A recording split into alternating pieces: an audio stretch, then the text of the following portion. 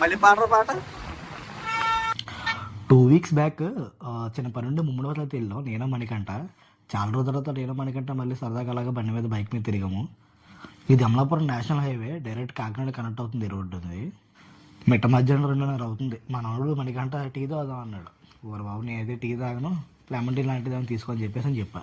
నేనైతే lemon tea తీసుకున్నాడు, మనోడైతే బాదం టీ తీసుకున్నాడు. ఫోన్లో రీల్స్ చూస్తున్నాడు లేదా డీప్గా ఆలోచిస్తున్నాడు, అస్సలు అర్థం కావట్లేదు. సరే ఇంకా అయిపోయిన తర్వాత రిటర్న్ వచ్చేస్తుంటే సత్యం తల్లి అమ్మవారి ఆలయం దగ్గర ఆగమయ్యా. గుండెపల్లి ఇది చెయ్యూరు దగ్గర ఉంటుంది ఈ ఆలయం. ఇక్కడ చూసారు కదా, ఇక్కడ సత్యం తల్లి తాడి దగ్గరే నైవేద్యాలు సమర్పించుకొని అమ్మవారిని దర్శించుకుని ఆ ఆలయం ప్రాంగణం దగ్గరే వంట చేసుకుని అక్కడే భోజనం చేసి అక్కడ మొక్కుబలి ఉంటే తీర్చుకుంటారనమాట.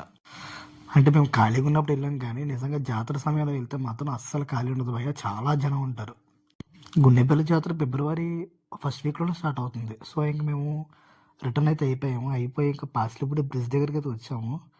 ఈ పాసిలిపూడి బ్రిడ్జ్ దగ్గర బ్రిడ్జ్ అంటే బార్డర్స్కూర్ యువతల ఒక పెద్ద ఐరన్ లాగా ఉంటుంది. అక్కడ ఫోటో షూట్ చేసుకున్నాం భయ, చాలాసేపు ఫొటోస్ తీసుకున్నాము, చాలా బాగా వచ్చాయి ఫొటోస్. తర్వాత ఇంటికైతే రిటర్న్ అయిపోయాము. ఇది మా ఇంటి దగ్గర, మా ఇంటి దగ్గర ఉన్న కొబ్బరి తోటల ఏరియాకి వచ్చాము. మొత్తం మనకంటే అక్కడ ఫోటోలు కావాలి, ఫోటోలు తీసుకుంటానంటే ఆ ఏరియాకి తీసుకొచ్చా. ఇది నా ఫేవరెట్ ప్లేస్. ఇక్కడే ఇంటర్మీడియట్ టైంలో 10th క్లాస్ టైంలో ఇక్కడ కూర్చునేవాడిని, సరదాగా టైం స్పెండ్ చేసేవాడిని.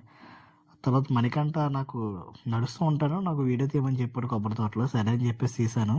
సో అది అయిపోయిన తర్వాత నేను ఒక ఫోటోకి ఒక పోజ్ ఇచ్చా. సో అది ఎలా ఉందో చెప్పండి ఒకసారి. బాగుంది కదా, సేమ్ మణికంట నాకు ఇలాగే పోజ్ కావాలండి. సరే పెట్టరా అని చెప్పాను. సరే పెట్టాడు, చూడండి ఒకసారి.